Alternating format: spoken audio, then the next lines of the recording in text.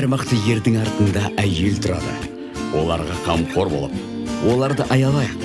Ендеше дәл қазір мен сені сүйемін деген жылы сөздеріңізді әйелдеріңізге айтыңыздар. Себебі әр әйел бақытты болуға лайықты.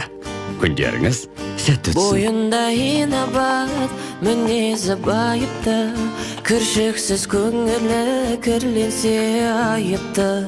Ол да бір аманат, жайғама қайықты. Әр әйел бақытты болуға лайықты. Анасыз туған көрбең қайыпты, ақыл мен мінезін өзіңе сайғыпты.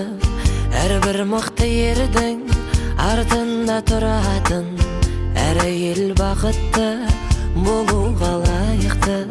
Әрбір мықты ердің артында тұратын, әр әйел